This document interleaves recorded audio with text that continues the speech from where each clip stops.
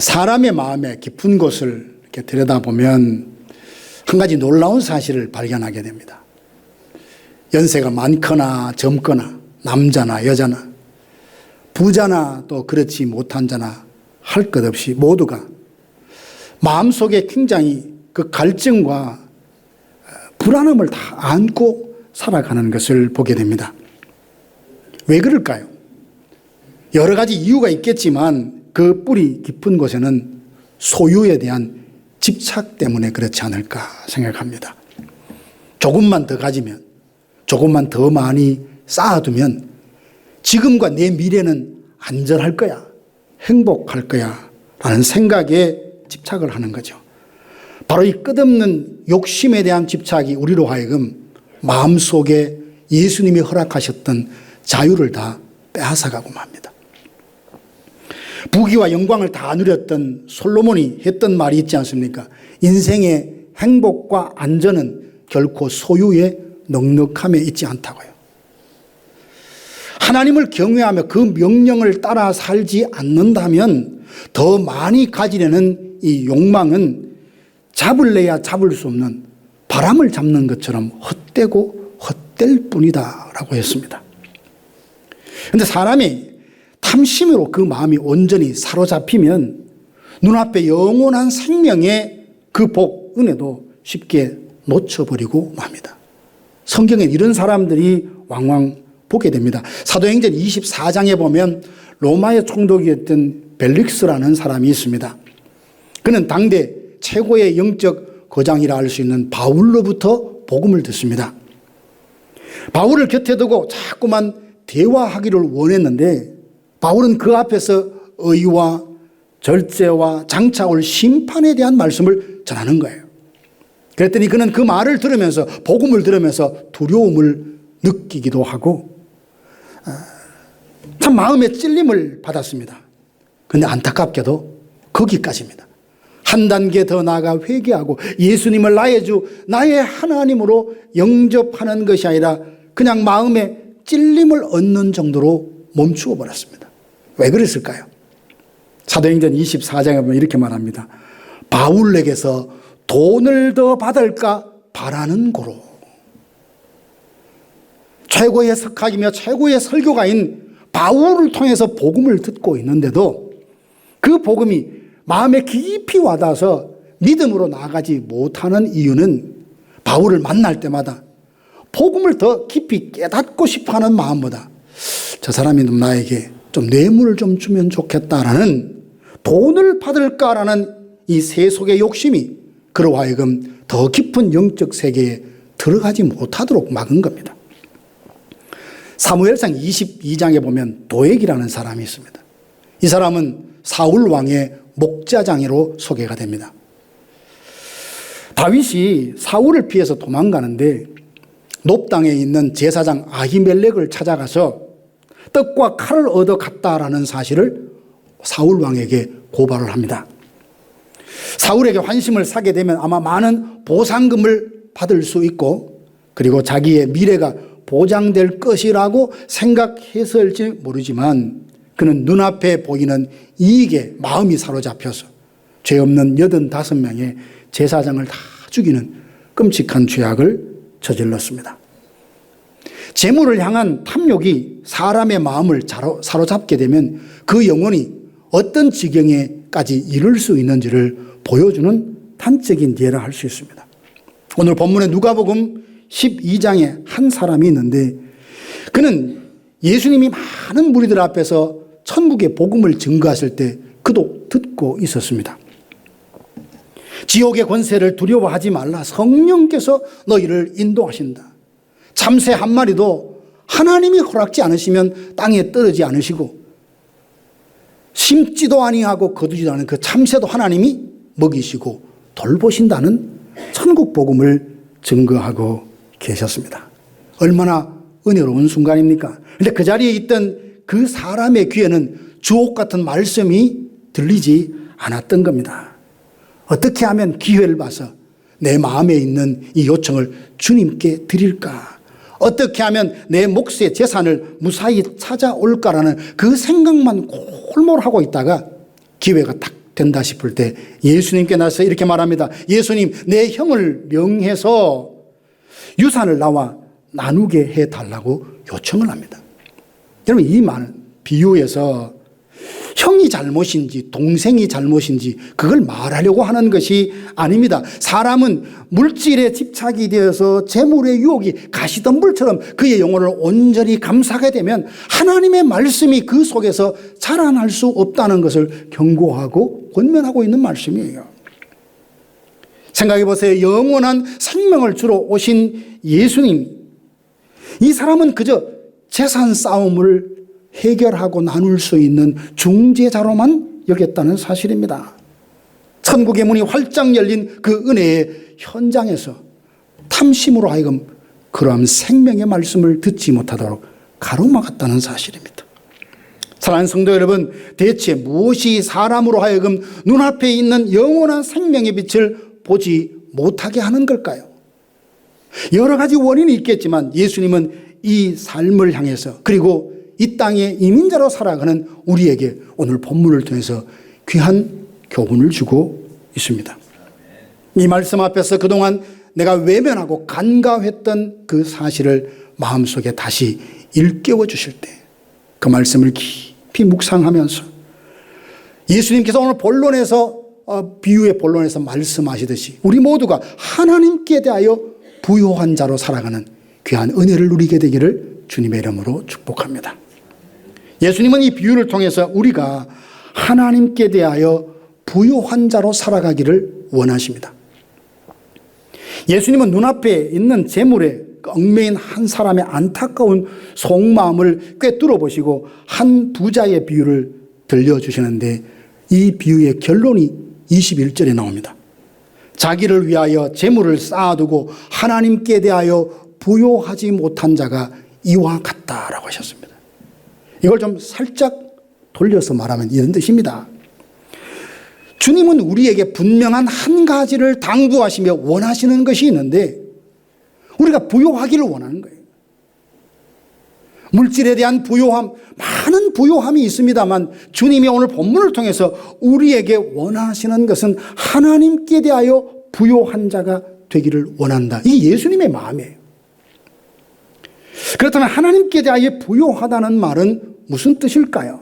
신앙의 많은 선배들이 이 구절에 대해서 어떻게 해석했는지 찾아봤습니다. 그랬더니 청교도 신학자인 존 오웬은 이렇게 말해요. 하나님께 부요한 자는 세상의 헛된 욕망을 십자가에 못 박고 예수 그리스도와의 깊고 친밀한 사귐 속에서 오직 주님만을 자기의 영혼의 가장 큰 기쁨과 만족으로 여기며 살아가는 삶이다. 이렇게 했어요. 그런가 하면 존 칼빈은 또 이렇게 말했습니다. 참으로 부요한 사람은 자기의 창고가 넉넉한 것을 의지하며 스스로 안전하다 그렇게 느끼는 교만한 사람이 아니라 하나님 앞에서 자신의 영적인 상태는 마치 파상당한 것처럼 빈손으로 주님 앞에 의지하며 하나님의 섭리하심을 쫓아 살아가는 삶이 하나님께 대하여 부요한 삶이라 했어요. 19세기의 복음주의자였던 존 라일은 또 이런 말을 했습니다. 하나님께 부요한 자란 자기 영혼에 부어진 은혜에 부요하고 눈에 보이는 돈보다 보이지 않는 굳건한 믿음에 부요하며 받은 것을 이웃에게 기꺼이 흘려보내는 사람이 하나님께 대하여 부요한 자라고 했어요. 우리가 아는 찰스 스펄전 목사도 여기에 대해서 이렇게 말했습니다. 세상의 금은 보화는 죽음의 문턱에서 단 한 푼도 가져갈 수 없지만 예수 그리스도의 흘리신 그 보혈의 은, 그분의 완전하신 의를 영원한 기업으로 소유한 사람은 결코 시들지 않는 하늘의 영적인 갑부가 될 것이다. 이렇게 해석을 했어요. 자, 이 네 분의 말씀을 하나로 모으면 하나님께 대하여 부요하다는 말이 뭔지 알 수 있습니다. 하나님께 부요하다는 것은 정과 욕심을 십자가에 못 박고 새 사람으로 변화되어서 날마다 예수 그리스도 안에서 영적인 친밀한 사귐을 나눔으로써 내 영혼이 하나님 주시는 은혜로 충만하고 굳건한 믿음 위에 서서 하나님의 선하신 그 인도하심을 따라 사는 삶을 말합니다. 구체적인 예정을 든다면 하박국 같은 사람이죠. 무화과 나무가 무성하지 못하고 감람나무에 소출이 없고 포도나무에 열매가 없고 우리의 양이 없고 외양간에 소가 없고 밭에 채소가 없을지라도 나는 구원의 하나님으로 인하여 기뻐하고 즐거워한다. 하나님께서 내 발을 높은 곳에 두사 사슴처럼 걷게 하셨다라는 말. 상황을 보면 이것도 없고 저것도 없어요. 하지만 내게 계신 그 하나님으로 인하여 나는 구원의 기쁨과 즐거움을 누린다는 삶이 하나님께 대하여 부요한 자의 삶인 겁니다. 고린도후서는 바울도 말했죠. 우겨 삼을 당하여도 쌓이지 아니하고 아무것도 없는 것 같으나 모든 것을 가진 자, 그야말로 영적 비밀을 가지고 간직하는 사람이 하나님께 대하여 부요한 자라는 말입니다. 이렇게 살았던 사람을 예로 들자면 여리고의 제사장, 세리장 삭개오를 들 수 있습니다. 그는 예수님을 만날 때와 만나기 전의 삶이 전혀 달랐던 사람입니다. 본문의 부자처럼 그는 각기 사람들을 자기 한 사람을 위해서 많은 재물을 모았습니다. 그는 생각했을 것입니다. 돈만 많이 벌 수 있다면 자기 민족 동족으로부터 외면당하고 조롱받는 것쯤이야 충분히 내가 감수할 만하다 생각했는지 모릅니다. 그는 불어나는 재산을 보면서 이게 내 인생을 지켜준다고 생각했을지 모릅니다. 그런데 자꾸만 그 마음에 곤고함이 자꾸 일어나면서 예수님에 대한 소문을 들을 때 내가 예수님이 어떤 분인지 알고자 하는 마음이 그 마음에 일어나서 밖으로 나갔더니 예수님은 많은 무리들과 함께 다녀서 자기는 키가 자그마해서 예수님을 볼 수 없어요. 세리장이라는 체면도 무시하고 돌 무화과나무로 올라가서 거기서 예수님을 보다가 예수님을 만나게 되었습니다. 생명의 주님을 만나는 그 순간 그는 굳게 닫혀있던 삭개오의 그 세계가 새롭게 열리는 것을 그가 경험했습니다. 인생의 한복판에 만물의 보배 되신 예수님을 모시게 되면서 창조주 하나님으로 그 영혼이 가득하게 되자 이제까지 돈이, 물질이, 직업이 내 삶을 든든하게 지켜준다는 생각이 싹 사라지면서 이것이 아니라 예수 그리스도가 내 삶의 진정한 산성이요 구원의 방패가 된다는 것을 그가 새롭게 깨달으면서 예수님이 시키지도 않는데 이렇게 말을 합니다. 주여 보시옵소서 내 소유의 절반을 떼어서 가난한 사람들에게 주겠습니다. 내가 혹시 세리로서 다른 사람들의 것을 빼앗거나 착취한 일이 있다면 4배를 갚겠습니다 라고 말합니다. 더 많이 가져야 안전하다던 그 집착을 내려놓고 예수님을 주와 그리스도로 모시면서 주 안에 자유가 있고 주 안에 평화가 있고 주 안에 진정한 만족이 있다는 것을 그가 깨닫고 누렸던 사람이 바로 삭개오입니다. 이제 그에게는 예수님보다 귀한 것이 없습니다. 꽁꽁 닫아놓았고 쌓아놓았던 그 모든 창문을 열고 이웃을 향하여 나누는 삶을 살았던 것을 보게 됩니다. 우리가 추구해야 될 부유한 삶이 바로 이와 같습니다. 물질은 없는 것보다 있는 게 좋죠. 우리가 이 세상을 살면서도 예수 믿는다고 해서 물질 필요 없는 거 아닙니다. 신령한 사람이라고 해서 물질이 필요 없는 거 아니에요. 재물이 필요합니다. 그러나 그것이 전부는 아닙니다. 그것이 우리의 인생의 모든 행복과 구원을 담보하는 것도 아닙니다. 그런데 우리가 추구해야 될 부유함이란 하나님께 대한 부유함.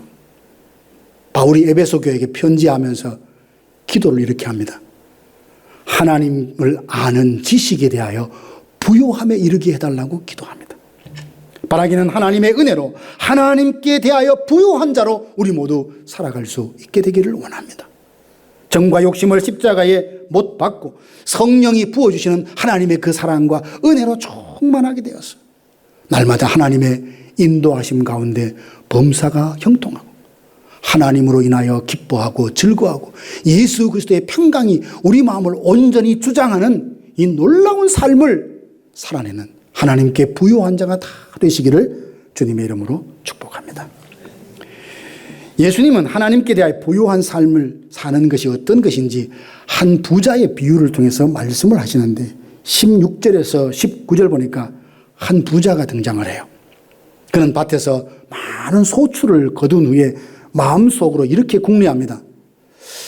많은 소출을 거두었는데 이것을 쌓아둘 곳이 없어서 내 곡간을 헐고 다시 크게 지어서 이것을 거기다 잔뜩 쌓아놓겠다라고 이야기합니다. 그리고는 자기 스스로를 보며 흐뭇해하면서 이렇게 말하죠. 야, 많구나, 든든하구나, 풍성하구나. 내 영혼아 여러 해 쓸 것을 많이 쌓아두었으니 이제 평안히 쉬고 먹고 마시고 즐기자라고 말했습니다. 여러분, 풍요로움 가운데서 내가 즐기자 하는 것을 죄악시하며 잘못됐다고 말하는 것이 아닙니다. 근데 예수님은 이 부자를 보고 뭐라고 하셨냐면 어리석다 하셨어요. 어리석다. 누가 저에게 목사님 참 어리석습니다 이런 말을 하면 굉장히 마음이 불쾌할 거예요. 그렇지만 돌아서서 곰곰이 생각할 거예요. 무엇 때문에 나를 어리석다 하지? 생각할 거 아니에요. 하물며 예수님이 말씀하셨어요. 나는 잘 산다고 생각했고 잔뜩 쌓아놨으니 이것 때문에 이제 내 영혼은 평안히 먹고 쉴 수 있다고 생각하는 그를 보면서 예수님 뭐라 하세요? 어리석다 하셨거든요. 그럼 생각해 봐야 하지 않겠습니까? 예수님은 왜 이 사람을 두고 어리석다고 했냐 하면 탐심 때문에, 물질에 대한 탐심 때문에 하나님의 은혜에 대하여 감사할 줄 모르는 인생이 되었으니 예수님이 그를 보니까 아유 안타까운 거예요. 자, 밭에 씨앗을 심었습니다. 소출을 많이 거두었습니다. 그러면 농부가 열심히 땀 흘리고 심고 물을 주고 가꾸었기 때문이지만 농부의 열심만으로 풍성한 소출을 거둘 수 있었을까요? 열매가 자라고 익어가고 정말 주인이 기뻐하는 풍년을 얻으려고 하면 하나님의 은혜가 반드시 있어야 합니다. 사도 바울이 말했잖아요. 나는 심었고 아볼로는 물을 주었으되 자라게 하시는 이는 하나님이시라고. 풍성한 소출을 얻었다면 이야 많구나, 이거 어디에다 쌓아두지, 어디에다 정립해놓지라고 하며 흥분하기 전에 나는 자격이 없는데 하나님이 내게 이 많은 축복을 주셨구나, 은혜를 주셨구나 라고 하며 하나님 앞에 먼저 감사해야 되는 거 아닌가요? 이걸 놓쳐버리니까 뭐 때문에? 물질이 내 삶의 최고라는 생각, 그 탐심이 하나님 앞에 돌려야 될 영광과 감사를 가리고 말았다. 예수님 그 모습을 보니까 참 안타깝다라고 하신 겁니다. 두 번째는 그를 두고 어리석다 하신 이유가 이 사람의 말을 보면 그 사람의 중심, 생각이 뭔지 알 수 있어요. 계속 17절과 18절 보니까 내가를 계속 반복해요. 내가 내 곡간을, 내 모든 곡식과 내 물건을 내 영혼에게 이르되, 끊임없이 자기 자신만 생각합니다. 모든 것이 내 것이다 라고 생각을 하면서 내 마음대로 나를 위하여 사용하리라고만 생각을 합니다. 이 모습을 보면 마온에 살던 나발이라는 사람이 떠오릅니다. 나발은 양털을 깎으며 풍성하게 거두었지만 그가 들에서 자기 양들을 지켜주는 울타리와 담이 되어주었던 다윗과 그 사람들의 고마움을 감사하지 않았습니다. 그래서 다윗이 때가 되어서 가장 좋을 때에 사람들을 보내서 먹을 양식을 좀 구했더니 이 나발이 아주 모욕을 주고 빈손으로 돌려보냈던 일을 기억합니다. 자기에게 주어진 것을 잔뜩 쌓아놓으면서 많구나 좋구나 즐기자는 생각만 했을 뿐 그것을 누가 주셨는지 생각하지 않아요. 이 모든 것은 내 것이니 내 마음대로 하겠다는 이기적인 욕망에만 사로잡힌 것을 보고 예수님이 안타까워하시며 이 어리석은 자야 이렇게 말씀하셨던 거예요. 부자는 창고를 더 크게 견고하게 지어서 곡식을 쌓으면 내 미래가 보장된다고 그렇게 확신했을 것입니다. 그러나 현실은 정반대입니다. 자기를 지키려고 쌓아 올린 그 벼대한 벽이 나를 보호하는 보호벽이 아니라 나를 그 안에 꽁꽁 갖추는 스스로의 감옥살이로 만들고 마는 겁니다. 홀로는 넉넉하지만 함께 나누는 기쁨을 잃어버리니 주변에 사람도 없을 것입니다. 스스로 갇힌 줄 모르고 잠시 있다가 사라질 허무한 재물에 온 마음을 쏟고 살아가는 것을 보고 예수님이 안타까우셔서 하시는 말씀이에요. 그런가 하면 그는 재물만 넉넉히 쌓으면 자기 생명과 미래까지 자기가 주관하고 주도할 수 있다고 생각하는 겁니다. 곳간마다 가득 찬 곡식을 바라보면서 자기 영혼에게 뭐라고 속삭입니까? 여러 해 쓸 것을 많이 쌓아두었으니 평안히 먹고 마시고 즐기고 좋아하자. 그는 자기의 미래를 꿈꾸며 나는 부족함이 없다고 생각했는데 그 모습 속에서 뭐냐 하면 풍족하니 이제 내 인생의 미래는 탄탄대로다고 생각을 했습니다. 예수님이 그 모습을 보고 뭐라 하십니까? 어리석다 하시면서 오늘 밤 네 영혼을 취해가면 네가 쌓은 이 모든 것이 누구의 것이 되겠느냐? 이 말은 뭡니까?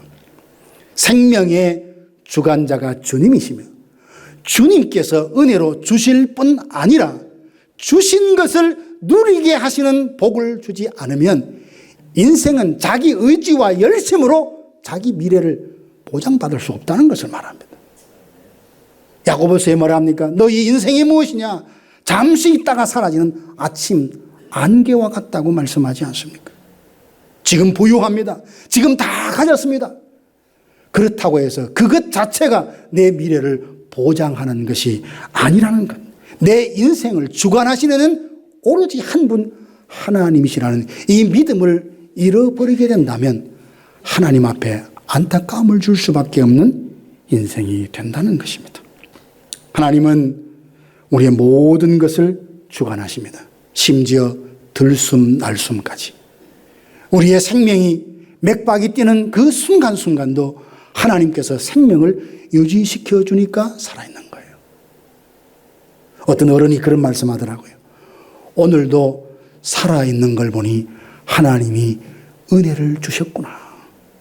젊은 사람들은 아침에 일어나면 그 하루를 시작한 것이 당연한 줄 여기지만 연세 드신 분은 어제 데려가셔도 되는데 오늘 살려주시니까 오늘도 하나님의 은혜로 하루를 시작합니다. 생명의 고귀함, 내게 주신 모든 것이 하나님의 은혜라며 감사하며 주님을 생각하고 인식하고 하루를 시작할 수 있는 것을 보게 됩니다. 사랑하는 성도 여러분, 우리는 어리석은 부자처럼 누구든지 살아갈 수 있습니다. 다 약합니다. 물질 보면 마음이 혹 하고 내 마음이 빼앗길 수 있고 그것만 든든하면 표현이 죄송합니다. 하나님 없이도 잘 살 수 있을 것 같고 좋고 화려하고 웅장한 건물 앞에 가면 천국보다 더 좋은 것처럼 느끼고 환호하는 것이 우리의 약함입니다. 그러므로 항상 깨어 있어야 합니다. 다른 누구도 아니고 이국 땅에 와서 이 낯선 땅에 뿌리를 내리고 자녀를 양육하고 살려고 하면 물질이 얼마나 필요합니까? 당황스럽고 급할 때 누구에게 손을 내밀 수 없는 이 이민자의 긴장은 누구나 잘 알고 있기 때문에 물질의 소중함, 물질이 주는 힘을 압니다. 그래서 더 누구보다도 쉽게 그 탐심에 빠져서 하나님이 내 마음에서 멀어지고 있는 것을 인식도 깨닫지도 못하고 그렇게 살아가기가 쉬운 약함이 우리에게 있다는 사실입니다. 사랑하는 성도 여러분, 나도 모르는 순간 더 많이 쌓아두어야 내 미래가 안전하다는 생각이 번뜩 들거든. 이건 하나님 주는 생각이 아니라고 고백을 하시고 얼마를 더 쌓아야 안전하고 만족할 수 있을까? 전도서에 말하지 않습니까? 은을 사랑하는 자는 은으로 만족함이 없고 풍요를 사랑하는 자는 풍요로 만족하는 법이 없다고. 100만 불만 있으면 더 소원이 없다. 그렇게 생각하는 분이 100만 불이 생기니까 조금만 더 있었으면 좋겠다. 여기까지 보러 보니까 이 돈이 이렇게 좋구나라고 하면 더 나은 걸. 1000만 불이 생기면 누구도 더 이상 부러워하지 않겠지라고 생각하는데 1000만 불이 생기니까 9000만 불이 생기면 그 다음이 되는데라고 생각하더라면 끝이 없어요. 그래서 돈을 사랑하는 자는 일만하게 뿌리가 되어서 스스로를 근심으로서 찌른다고 디모데서에 말하고 있지 않습니까? 풍요를 사랑하는 자는 그 소득으로 만족할 수가 없습니다. 그러니 더 많이 쌓아야 더 풍족해야 내 미래가, 내 자녀들의 미래가 보장된다는 생각을 멈추고 성경이 멈추라라고 하는 신호조차도 무시하고 계속 나는 더 벌어야 된다, 더 많이 쌓아야 된다고만 달려간다면 그 후에 어떤 일일지 저도 장담 못합니다. 사랑하는 성도 여러분, 우리 모두는 재물의 유혹과 생활의 염려에 다 빠질 수 있습니다. 그러니 어떻게 해야 이 모든 유혹을 벗어나서 끊어내고 하나님께 대하여 부요한 자로 살아낼 수 있습니까? 아까 하나님께 부요한 자를 설명했듯이 내 힘, 의지는 안 됩니다. 내가 이렇게 살아야지 그렇게 결단한다고 해서 사라지는 게 결코 아닙니다. 위로부터 부어지는 은혜, 성령의 강력한 역사가 내 안에서 일어나야 합니다. 우리를 부욕해 하시려고 친히 가난해지신 예수 그리스도의 십자가의 능력이 내 심령을 온전히 살아갖고 충만하게 되어야 그 은혜를 힘입어야 하나님께 부요한 자로 살아내는 것이 가능해집니다. 세상이 주는 풍요는 결코 우리의 삶의 궁극적인 안전을 보장해 주지 못합니다. 필요하지만 전부는 아니라는 말입니다. 참된 평안과 안전은 하나님과 깊고 깊은 영적인 사귐 속에서 주님이 어떤 분인지 알고 체험함으로써 누리는 바로 그 은혜로 충만할 때 가능해집니다. 시편 3편에 보면 다윗은 처한 상황이 자기 아들 압살롬의 반역을 당해서 맨발로 밤중에 피신을 해야 되는 상황이었습니다.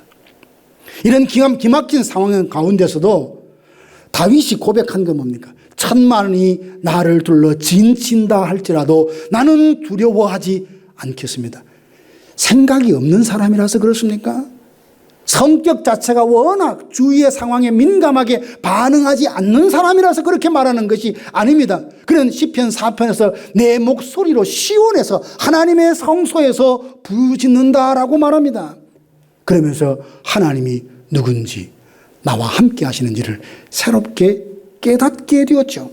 날마다 하나님과 깊이 사귀며 나와 함께 하신다는 흔들지 않는 믿음 위에 굳게 설 때에 천만인이 나를 공격한다 할지라도 나는 두려워하지 않는다라고 담대하게 말할 수 있었습니다. 사랑하는 성도 여러분, 우리 스스로 내 인생의 주인 노릇하기를 멈추고 하나님이 세워주신 거룩한 청지기로 살기로 마음에 다시 한번 다짐합시다. 내게 허락한 재물, 건강 생각하면 아쉬울 겁니다. 내가 원하는 만큼의 충분하지 않을 수 있습니다. 그러나 자족하면 경건에 큰 유익이 된다 했으니 이미 주신 것도 하나님 내게 주신 과분한 은혜요 선물이고 감사함으로 나아간다면 하나님은 우리의 모든 삶 속에 선한 길로 인도해 주시며 정말 영적인 부요함이 무엇인지 이 땅에서 체험하며 살아가도록 복을 주실 줄로 믿습니다. 무엇이 진정한 복인지 깨닫고 이제 하나님께 대하여 부요한 자가 되어서 그 누구도 그 무엇도 빼앗을 수 없는 기쁨과 평강이 저와 여러분의 마음에 충만하게 되기를 주님의 이름으로 축복합니다.